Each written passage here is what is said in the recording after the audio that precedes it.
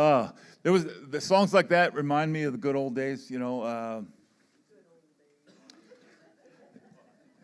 Andy on The Office. Anybody else watch The Office? Andy. Remember when he said, "You wish you knew you were in the good old days. They were the good old days when you were in them." Right? But that's true. It's true, isn't it? I remember way back in the day, we used to have an F jam and a C jam, whether we were in F or in C, and all songs like that, we would go one right from the next, just saying, whatever, and C or F jam or C jam, you know what I mean? I think that was part of the C jam, that one that you guys just did there, I think. You were in what? In B? All right.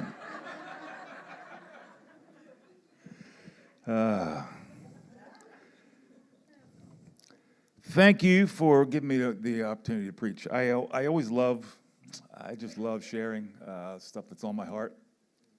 I don't know if, when I was a young man, they didn't have all the medications that they have today.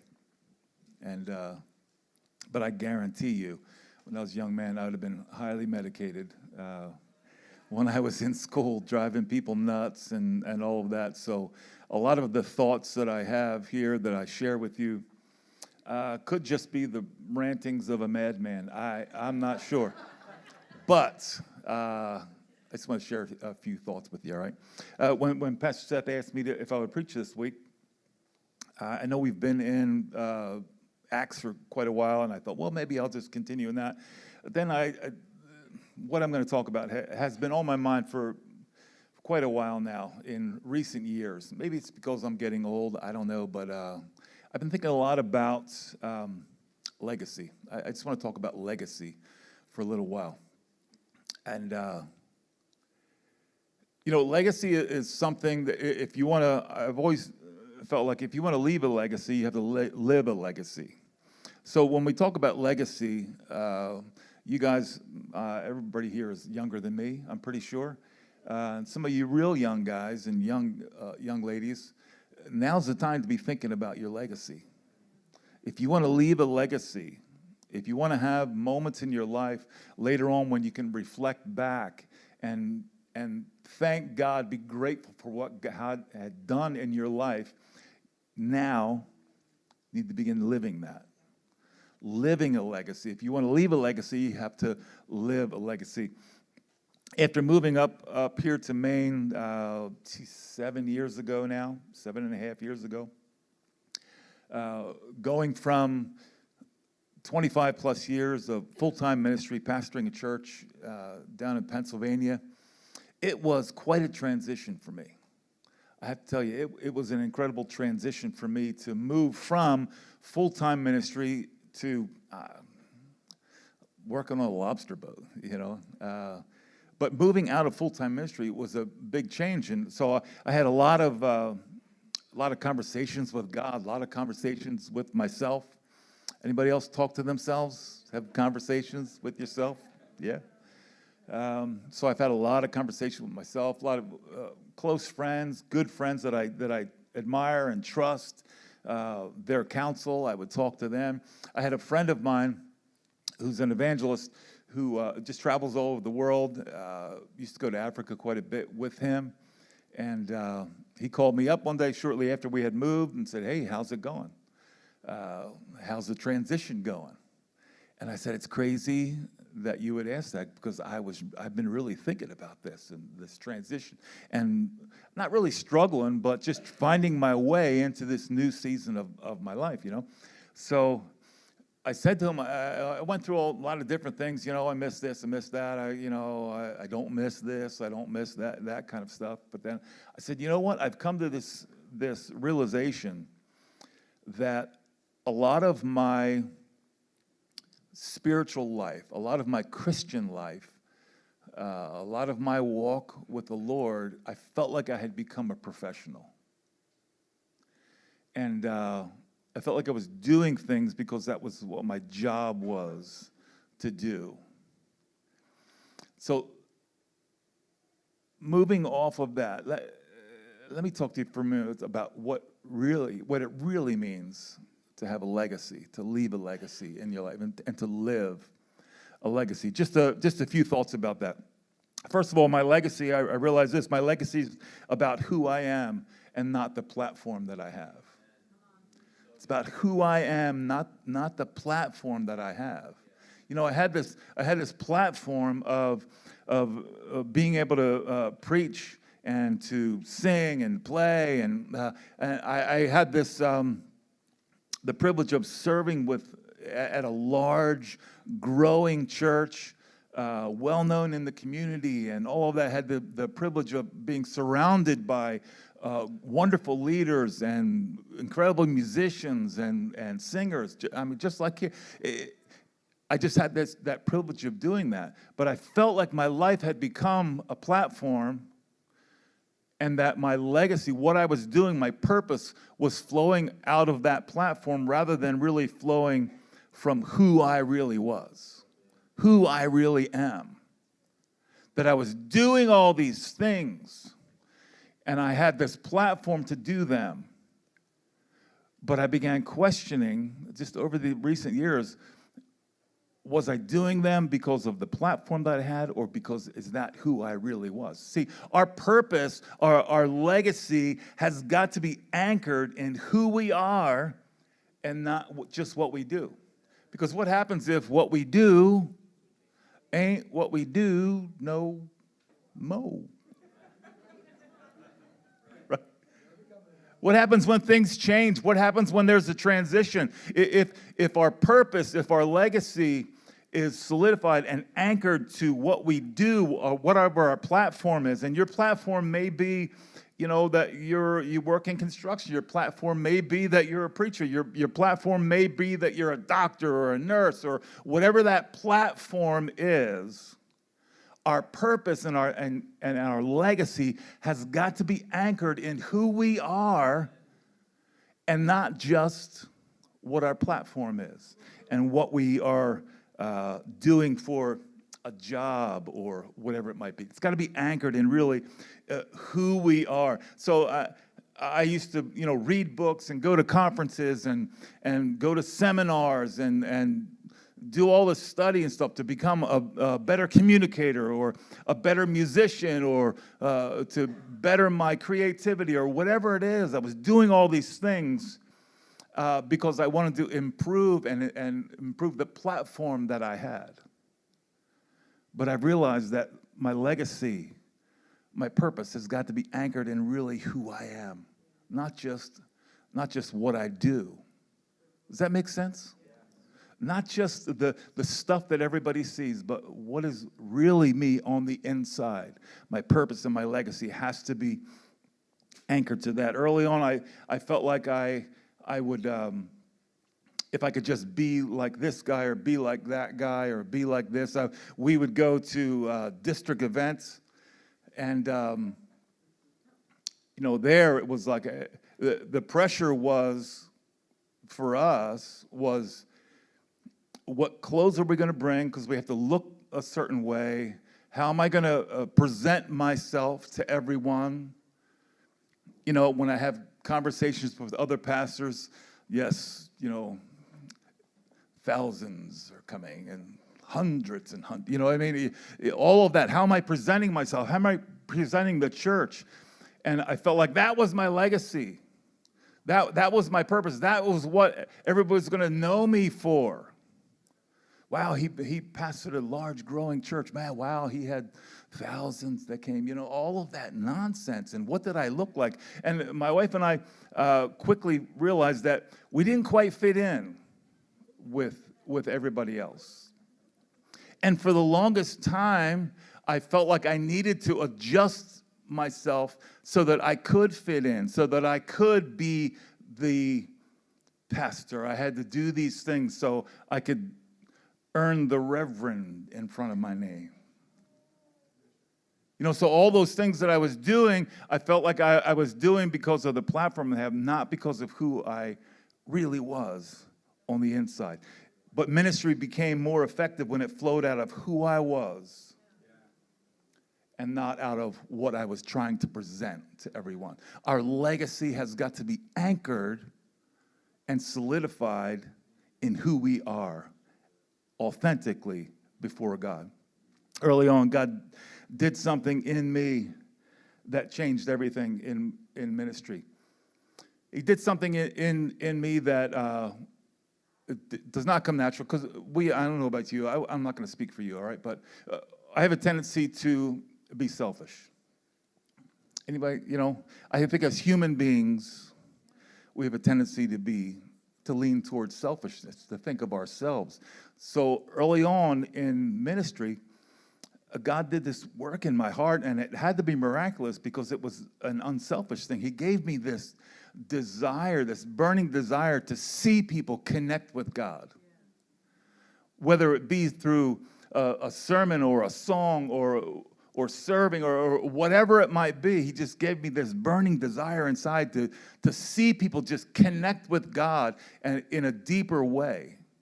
He gave me this desire, and I would be thrilled and tickled when I would see something click in someone's life because of maybe during a song or during a sermon or whatever it might, when we were serving them or doing something. But I would just find so much joy and fulfillment when I would see people connecting with God. And I began to think that that's what my legacy has to flow out of. Not the platform, but who am I really on the inside? What has God done in my life on the inside of me? I want my purpose, my legacy to flow out of that. I don't want people to say, oh, yeah, go through. You ever been to a funeral and they go through the kind of like a resume, He did this. He was a member of this club, and he was a member of that club, and he, all of that. He was a pastor at a church in Pennsylvania. He did this. He did that. I want people to say he had a burning desire to see people connect with God. That's what I want my legacy to flow out of who I really am on the inside. Terry, she's not here today, but if you came to our church in Pennsylvania and you needed anything, people would walk through the door and say, "Where's Terry? Where's Terry? I have this need, I have that." When we were out doing big events, whatever it might be, serving. And it wasn't because it was her job. It wasn't because of all the platform. It wasn't because of anything else. It's because that's who she is. She serves. She's a connector. We have a group of friends back in Pennsylvania, and we would regularly get together. We called it our small group. And it actually was. We prayed for one another and things like that, but it was half-price appetizers at Applebee's. That was... Come on, you joined that group, wouldn't you, that small group? It's the half-price appetizers at Applebee's group. Be like, all right, we don't have a small group anymore. We got 100 people coming to Applebee's, But that group of friends, we would get together. You know who was at the core of connecting everyone? Terry, my wife, Terry. She was at the core of connecting, making all that happen. Not because, well, I got to do it. Because she's a connector. That's what she does. She serves. She connects people. Her legacy, her purpose flows out of who she really is on the inside. So our legacy has got to flow out of who we are, not the platform that we have. Ephesians 2:6-10 says this: "For he raised us from the dead along with Christ and seated us with him in heavenly realms because we are united with Christ." Listen, here's the reason. So God can point to us in all future ages, legacy. So God can point to us in all future ages as examples of the incredible wealth of his grace and kindness towards us.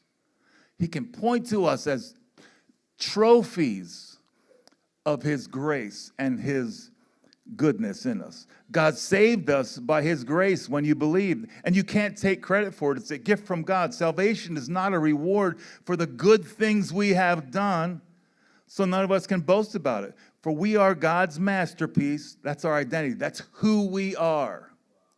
We are God's masterpiece. He has created us anew in Christ so we can do the good things he planned for us long ago. You see how it flows out of who we are. Your identity, God's masterpiece. And what you do, the good things that he planned for us. But it all flows out of that identity of who we are in Christ. Of what God has done in us miraculously. So our legacy is not about who I am, or not about what I do, but about who I am. And it's not about the platform that I occupy. Number two, my legacy is about doing what matters. My legacy is about doing what really matters. I have a tendency to do stuff that doesn't matter. Do you do that too sometimes?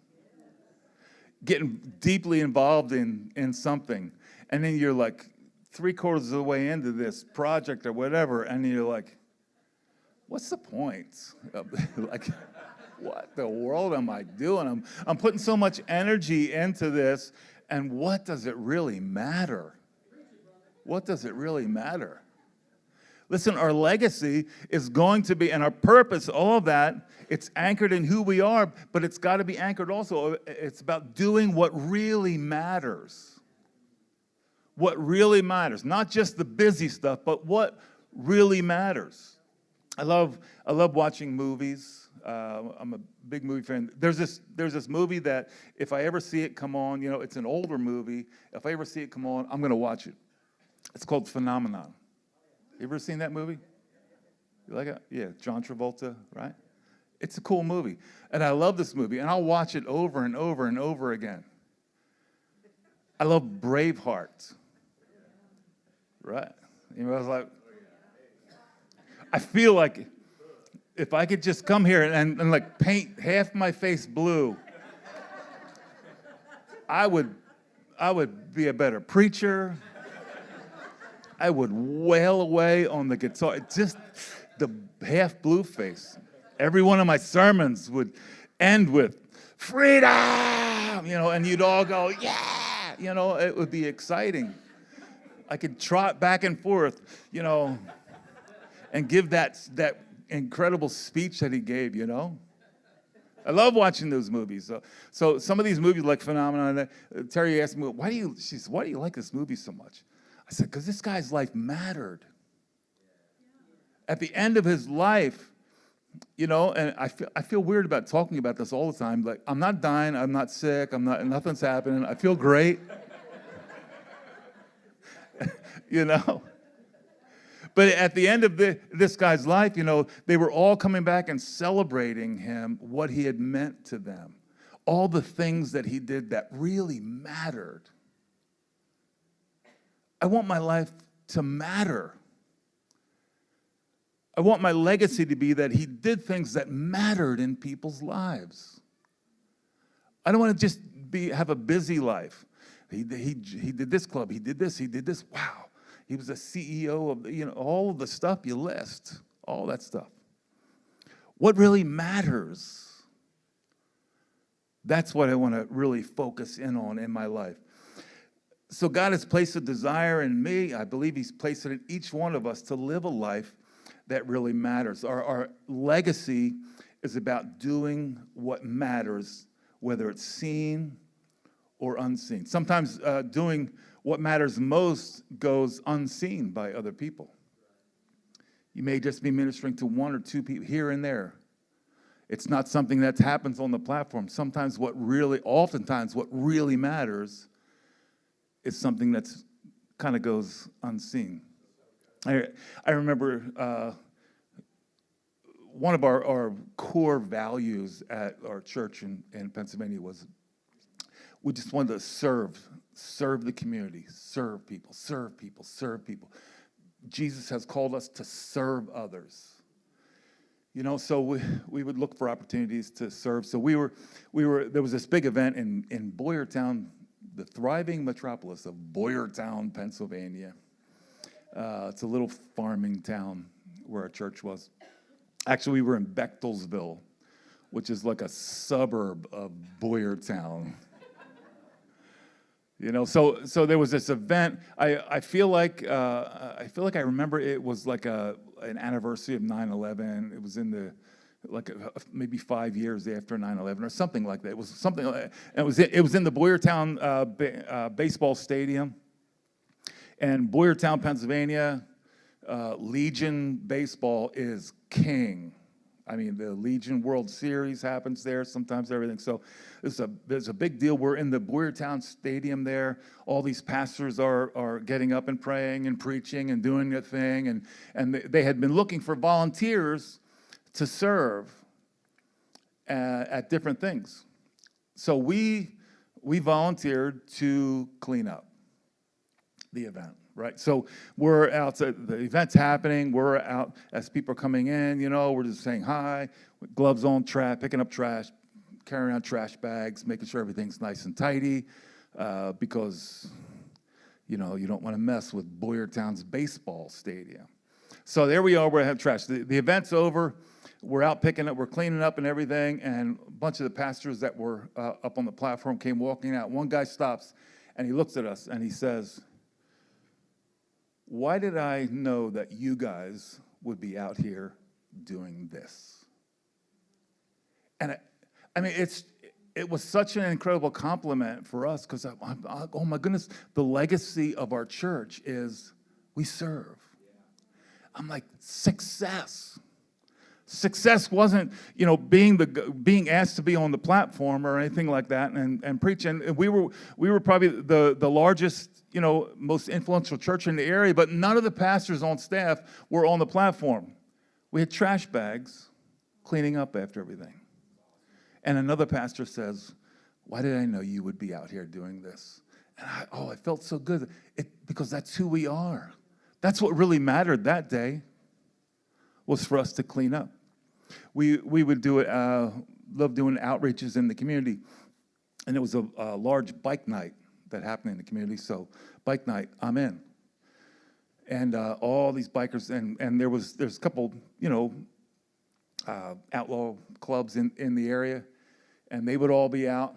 And the church group, we were there. We had water bottles and popcorn and things like that we were handing out. Terry said she always got a kick when the biker guys would come, and there was guys, pagans, and all these different guys that were there, and they would get the water bottle, and next thing they'd say, well, because there was a beer area inside, and they'd come walking by with their church water bottle full of beer. I'm like, wow, Terry got a kick out of it. So one of the things we did was we would shine shoes.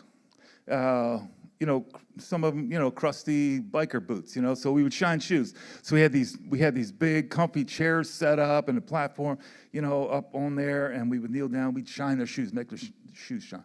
So there we are, shining shoes. And one other thing that they had at bike night was this group called, it was called Strip Club Choppers, was the name of the group, okay?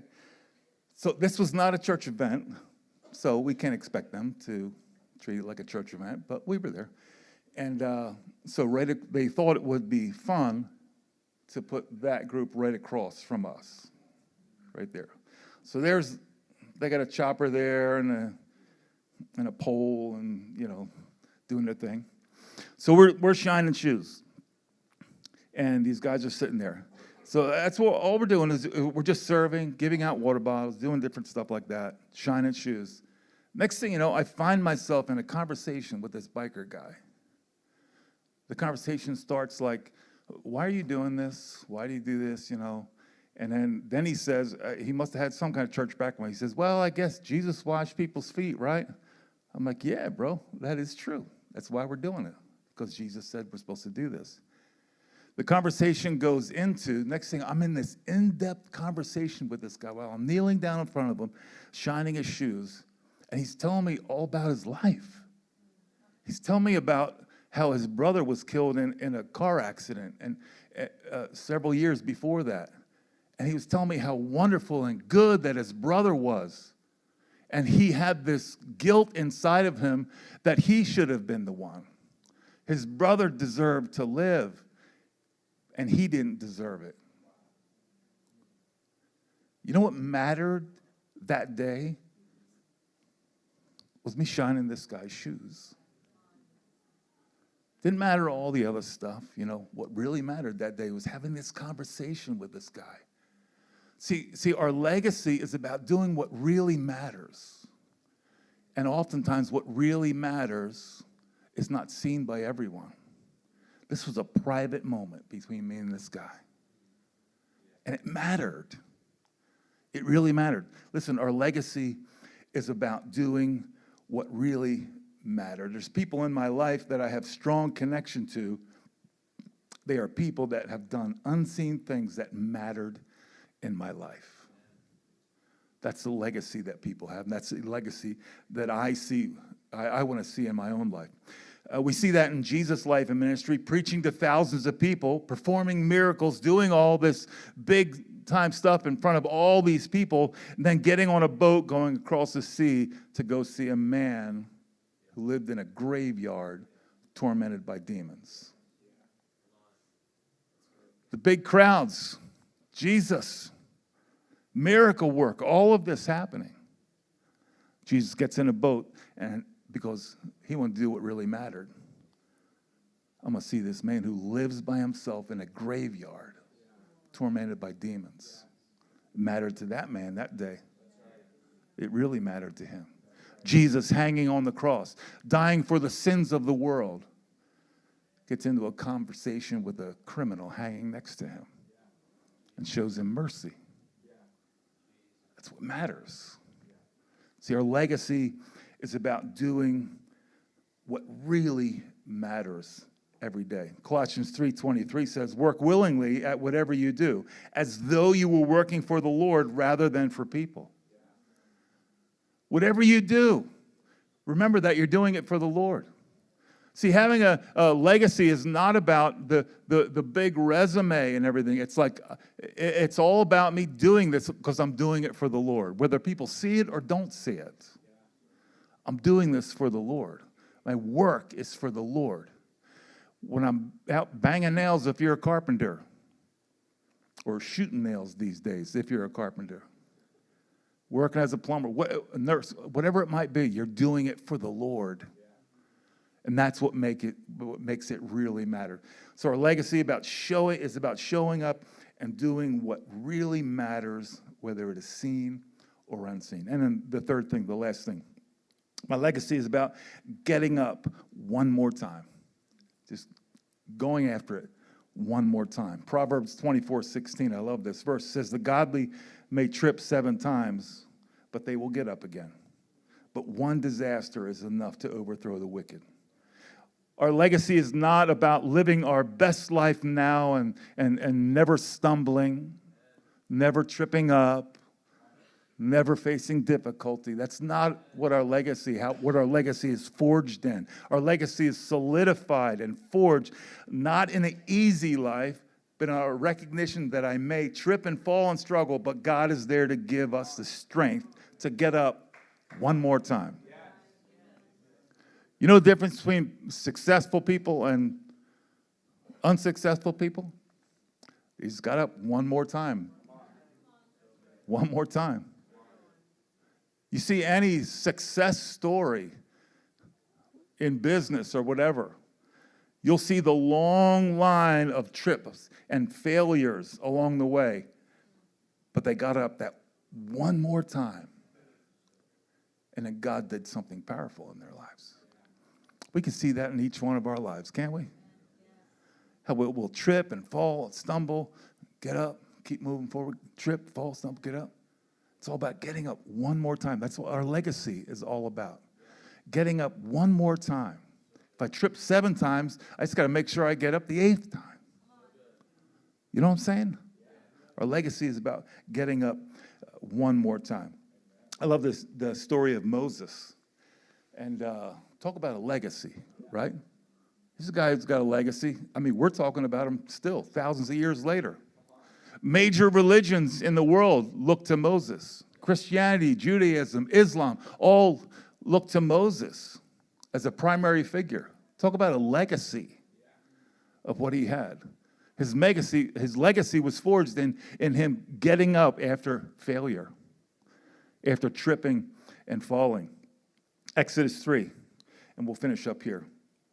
Exodus 3, one day Moses was tending the flock of his father-in-law Jethro, the priest of Midian. He led the flock far into the wilderness and came to Sinai, the mountain of God. There the angel of the Lord appeared to him in a blazing fire from the middle of a bush. Moses stared in amazement. You think? Though the bush was engulfed in flames, it didn't burn up. This is amazing, Moses said to himself. Why isn't that bush burning up? I must go see it. It wasn't like Moses had this huge amount of intention in his life. At the moment, he wasn't searching out for God. He was a murderer, all this wandering in the desert, and then his ADD kicked in. Oh, a bush, look. Right? And I love this part about where it says, but when the Lord saw Moses coming to take a closer look, God called to him in the middle of the bush. Moses, Moses. Here I am, Moses replied.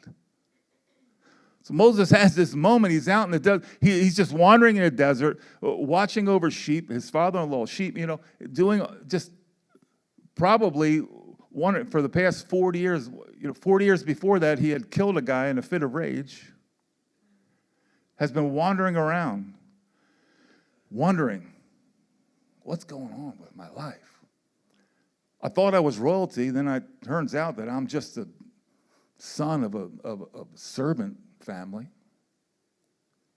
I thought I was this, I thought I was that, and now here I am out in the middle of a desert, wandering around.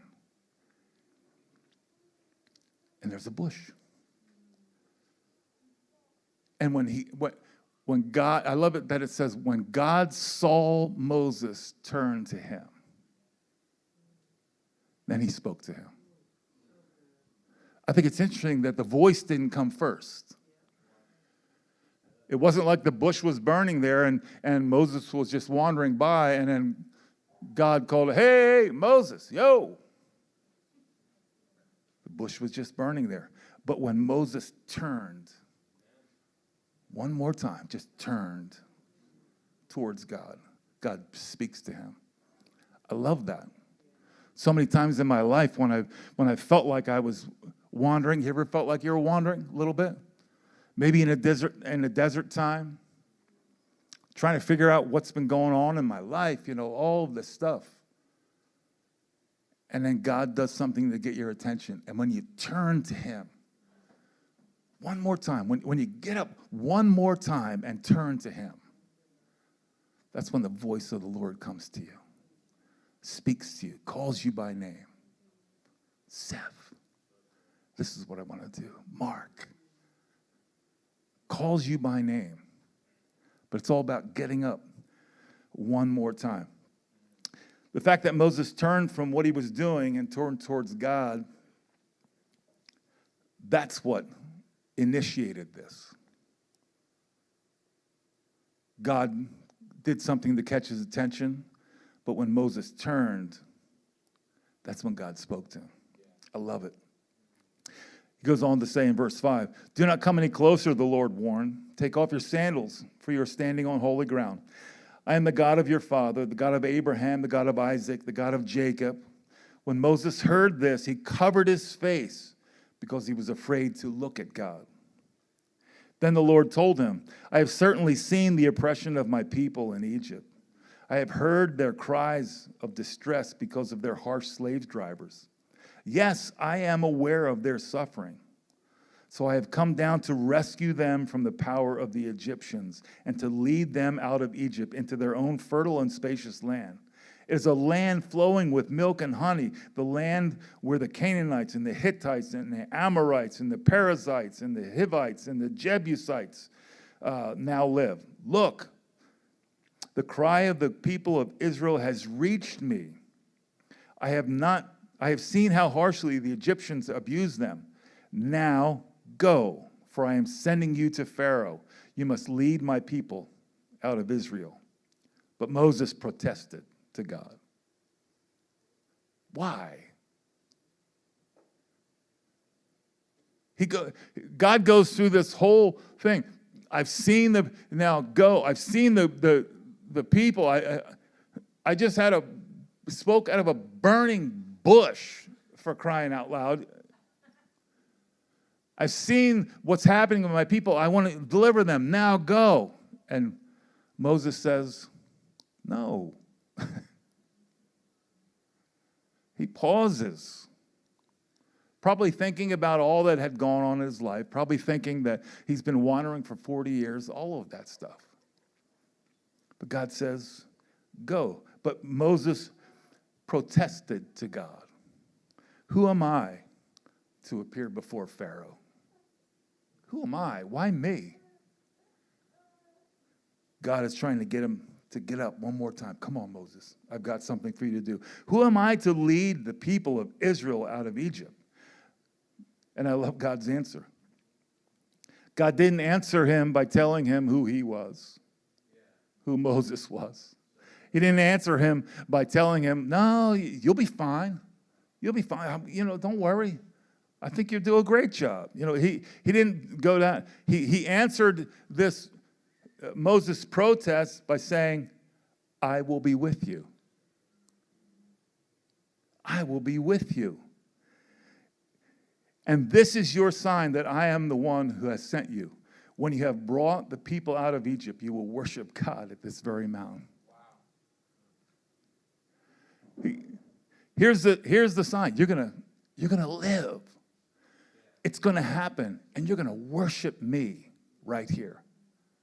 That's the sign. Moses, get up one more time. Come on. I've got something powerful for you to do. I've got something, and it's not because of your strength. It's not because of your platform. It's not because of of all the qualities that I see in you. It's because I am with you. How many times when God asks us to do something and we question it? Right? God asks us, and we begin reminding God of everything, of every reason why we shouldn't be the one. Right? Like God doesn't know. Like God would say, I didn't realize he'd struggled with that. Maybe. It is kind of funny, though. Just thought it. Sorry. All right. I find it's very funny, though, if you go further in the whole conversation that they have with between God and Moses. He tells him why I can't speak well, I can't do that, I can't do it, and God kept saying, don't worry, I'll be with you, and no, I can't, and then God says, well, how about your brother? I mean, I'm like, to me, that would be an insult, right? Any you guys have older brothers? I got 2 older brothers. I had to come up through high school, and we all played the same sports, we all played football, and we all wrestled, right? So we're all coming up through. My middle brother, he was like a A student and everything like that. I'm just, they're passing me because they don't want to see me back in the class again next year, right? So I'm here. My brother's a student athlete. And when I would have them say, why can't you be like your brother Bill? Why can't you be like your brother Bob? I'm like, God just kind of got up, Moses. All right, how about your brother then? How about we do that one, right? Anyway, all right, time back in. So here's Moses trying to convince God that God doesn't know what he's doing, that God isn't aware of his shortcomings. God isn't aware of his past. God isn't aware of his weaknesses. trying to convince him that he's not the man. And God's saying, I'll be with you. Come on, get up. One more time. Let's do this. I will be with you. That's the reason. It's not because you're so qualified. It's not because you... Listen, our legacy is about just getting, when God calls us, getting up one more time. Even though I've tripped and I've fallen and I've made mistakes, I'm going to get up one more time. Why? Because God is with me. God promised he was going to be with me. And I'm holding on to that. So here's Moses. Thought he was royalty. He's a murderer, wandering in a desert, sheep herder. God calls him. I take great comfort in that. I never murdered anybody. Yet. I haven't. I think I got a few years left, in me. No, but God says, no, I'll be with you. You're my man. Listen, today, if you're feeling like maybe God has called you, and I hope you're thinking about legacy and you're thinking about your purpose and all of that, don't fall into the trap of going over this resume of every way that you've failed. But God, I did this. But God, I had this thought yesterday. But God, legacy, purpose about getting up one more time. Yep, I did that. Yep, I failed. Yep, I struggle with this in my life. But God, if you say you're with me, I'm going to do this. That's our legacy. Getting up one more time. I love this also, that when Moses knew about the oppression of the people, Moses knew all that kind of stuff. But God was just trying to get him to care like God cares. What's the first thing that he says to Moses? I've heard the cries of the people. I've seen their suffering. I've seen all this, and I want to deliver them. I care. Right? God's saying, I care, and I want you to care about the things that I care about. That's our legacy, caring about what God cares about. I firmly believe that most people's questions about God really aren't, there's some people that deny the existence of God, but a lot of people, their questions about God are not about his existence, whether he exists or not. Their questions are, does he care? Because if God exists and doesn't care, what's the point? Right? Can I be honest? If there is a God, if we believe there's a God and he doesn't care, what's the point? What's the point of this? What's the point of anything in our life if we believe there's a God and he doesn't care? Here God is telling Moses, this is what, I see it. I see the difficulty. I see the torment. I see the slavery. I see it all. And I care about it. And I want you to care about it too. Get up. So this morning, let's let God do that in our hearts. God, what do you care about? I believe you guys that are doing the warming center and all of that, God cares about that. So therefore, you care about that. Legacy. God cares about the homeless population, cares about everybody when we're doing outreaches, and he cares about these people. God, I want to care like you care. When we would do those outreaches, and especially some of the more, I don't know, I guess you would call them controversial, like going to bike night where there's all kinds of stuff going on, and serving. I had someone say to me one time, are these really the kind of people that we want to attract to the church? And I said, first of all, yes. And I said, second of all, if Jesus was in town, he'd be right here tonight. Guaranteed. ministering to people, caring about people. And 3, serving others can't be a marketing plan. We're not out serving them so they come to our church. Why do we go out and serve people? Why do we want a legacy of being a servant? Because that's what God called us to do, because that's what God cares about. And he put that in me so that I care about it too. He put it in you so that you care about it too. It's not, well, maybe if we serve them, they'll come to church, start dropping their tithe in the plate. You know what I mean? Serving others cannot be church marketing. Are these really the kind of people we want to attract to our church? Yes, yes, yes. Why? Because God cares about it. And therefore, I care about it. Let's stand together.